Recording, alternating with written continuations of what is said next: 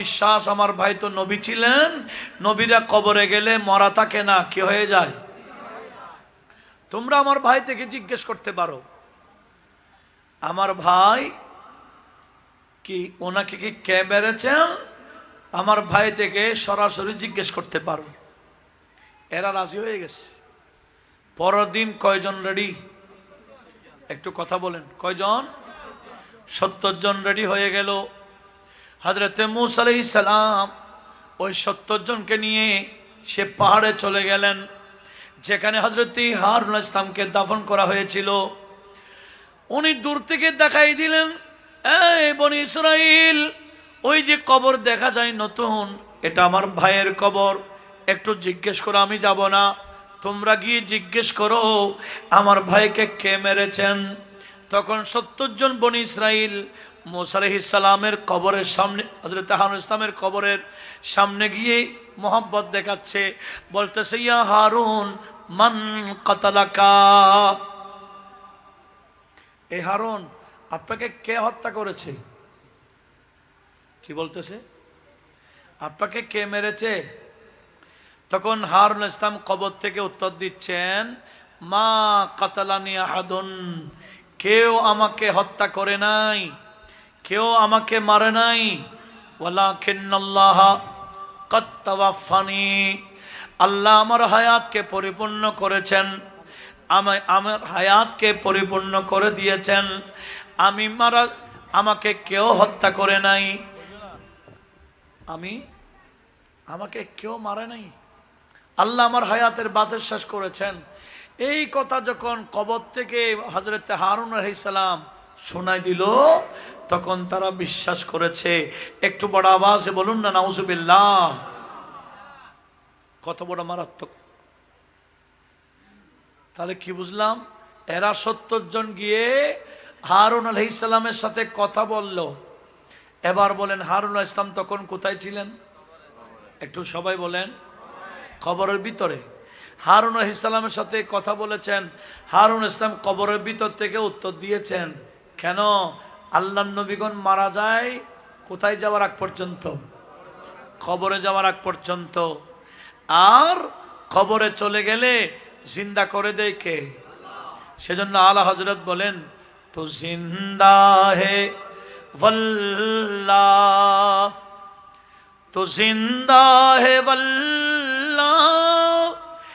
मेरे चश्मे आलम से चुप जाने वाले, चुप जाने वाले, सलातुनिया।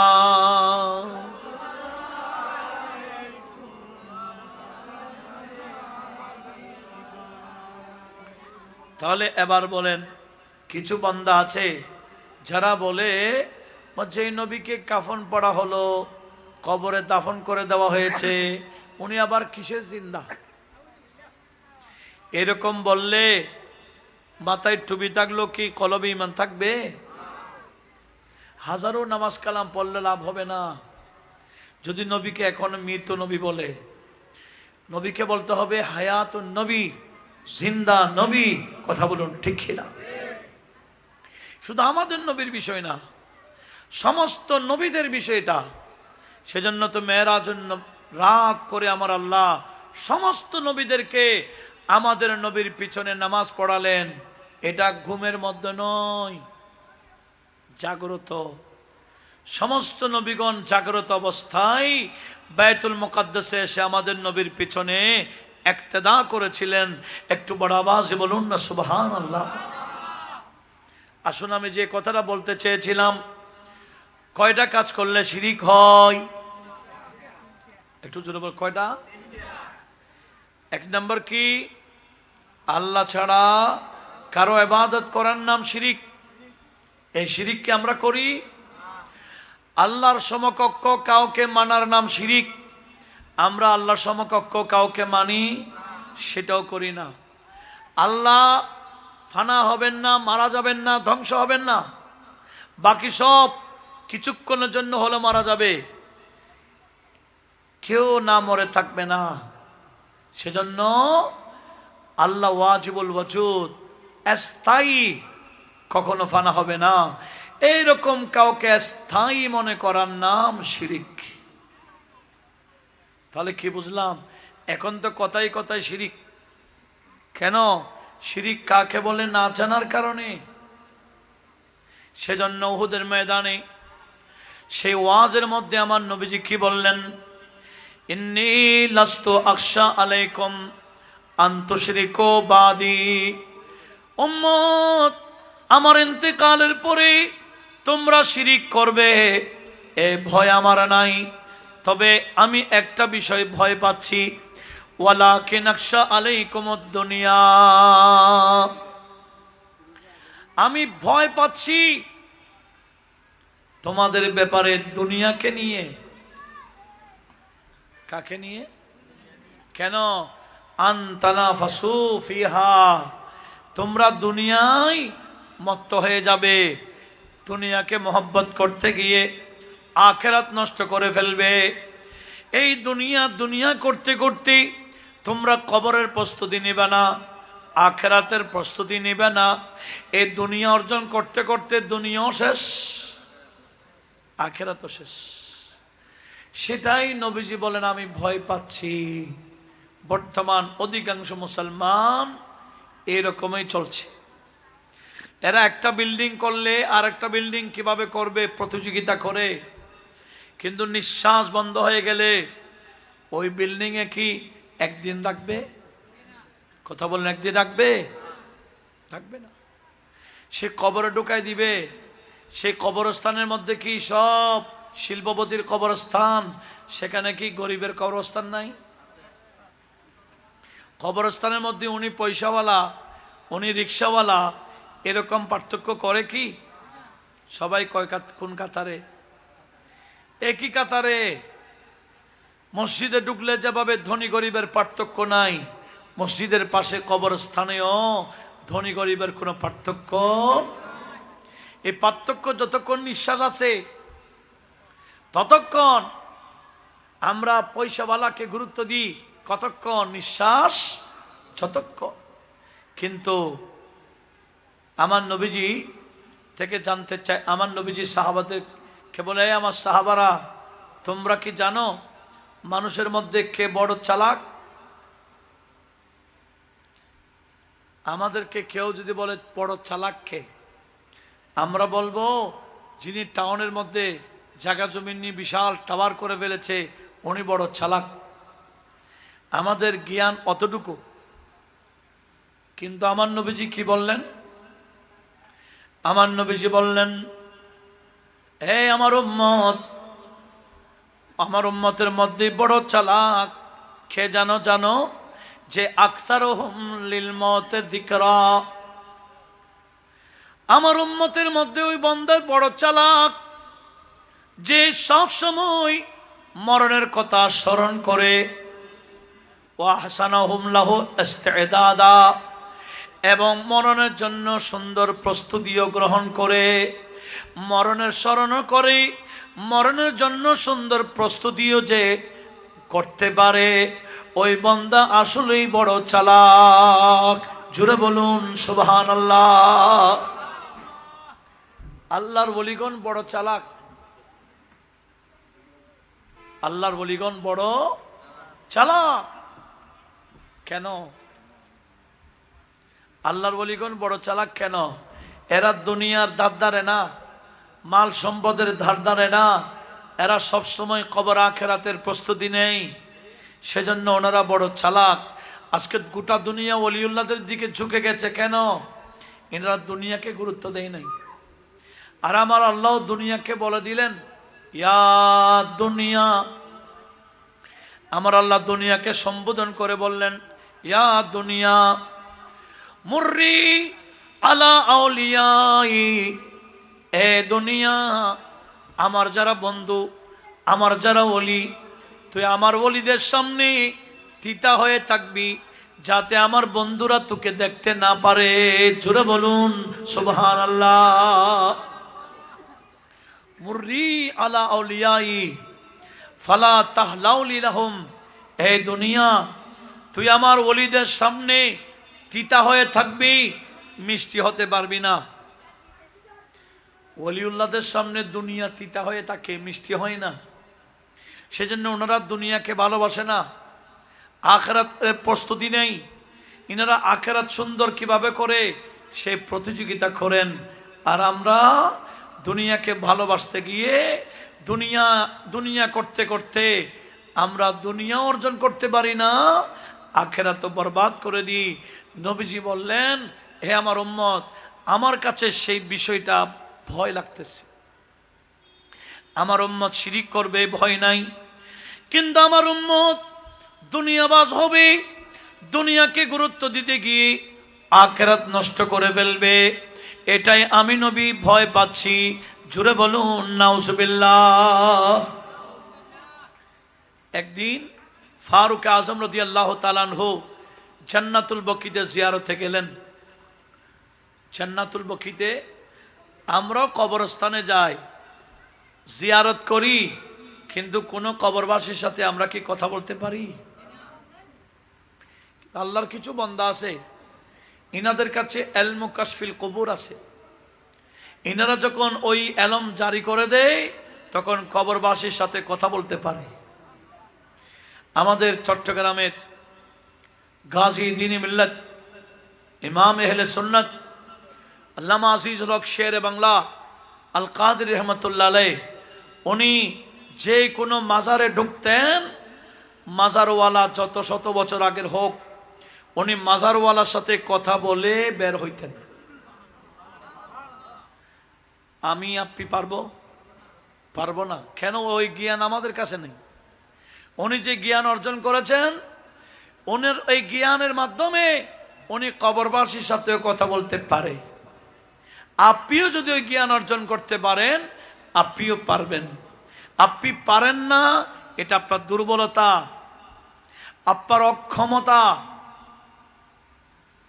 শেরে বাংলা যদি কবরবাসীর সাথে কথা বলতে পারে, তো ফারুক আজম রাদিয়াল্লাহু তাআলা আনহু ইনি কম পারবে না বেশি পারবে? আরো বেশি পারবে। লক্ষ্য করুন, ফারুক আজম রাদিয়াল্লাহু তাআলা আনহু জিয়ারত করলেন। কবরের জিয়ারত করার পরে কবরবাসীদের সাথে কথা বলতেছেন, এই কবরবাসী, আমি ওমর তোমাদের খবর দিব যেগুলা জমিনের উপরে আছে, তোমাদের খবর যেগুলা জমিনের উপর, এগুলা আমি তোমাদেরকে খবরগুলা দিব। আর তোমাদের খবর যেগুলা জমিনের ভিতরে, তোমরা আমাকে সেই খবর দিবা। আমি তোমাদের খবর উপরগুলা দিব, আর তোমরা আমাকে ভিতরেরগুলা দিবা। সব খবর কিন্তু তোমাদের। আপনাদের মনোযোগ আছে? তখন খবরবাসী বলে, ঠিক আছে আমিরুল মুমিনিন, আমাদের কি খবর আছে দেন। তখন ফারুক আজম রাদিয়াল্লাহু তাআলা আনহু বললেন, এ কবরবাসী শুনো, ইন্না আজওয়াজাকুম কদ তাযাওয়াজনা। এই কবরবাসী, তোমরা তো মারা গেছো, এখন কবরে আসছো। তোমরা মারা যাওয়ার 4 মাস 10 দিন পরে তোমাদের স্ত্রী তোমাদের নাই, এগুলা অন্য স্বামী নিয়ে ফেলেছেন। তোমাদের স্ত্রীগণ অন্য জনের স্ত্রী হয়ে গেছে। 1 নম্বর খবর দিলাম। কথা কি বললেন? তোমাদের স্ত্রী অন্য জনের স্ত্রী হয়ে গেছে। শুধুমাত্র নবীজির স্ত্রী অন্য কেউ বিয়ে করতে পারবে না বলে আমার আল্লাহ কোরআন শরীফের আয়াত নাযিল করে দিলেন। নবীজির ইন্তেকালের পরে নবীজির স্ত্রী উম্মতের মধ্যে কেউ বিয়ে করতে পারে না। নতুবা সিদ্দিক আকবর ইন্তেকালের পরেও সিদ্দিক আকবরের স্ত্রীকে হযরতে মাওলা আলী শের খোদাও বিয়ে করেছেন। কি বুঝলাম? অন্যরা মারা গেলে 4 মাস 10 দিন ইদ্যত শেষ হয়ে গেলে অন্য জনের সাথে বিয়ে হতে পারে। সেই ক্ষেত্রে নবীর শানে আমাদের সাথে কোনো তুলনা হয় না। ফারুক আজম কি বললেন, হে কবরবাসী, তোমাদের 1 নম্বর খবর শুনে নাও। ইন্না আজওয়াজাকুম ক্বাদ তাযাওয়াজনা, তোমাদের স্ত্রীগণ, তোমাদের স্ত্রী নাই, এরা অন্যজনের স্ত্রী হয়ে গেল। দ্বিতীয় নম্বর খবর দিলাম, ও আমওয়ালাকুম ক্বাদ তাফাররাকাত, তোমাদের সম্পত্তি যেগুলা তোমাদের নামে নামে ছিল, বিল্ডিং তোমাদের নামে, জায়গা তোমাদের নামে, দোকান তোমাদের নামে, মার্কেটে তোমাদের নামে, ব্যাংকের টাকা তোমাদের নামে, সব তোমাদের নামে।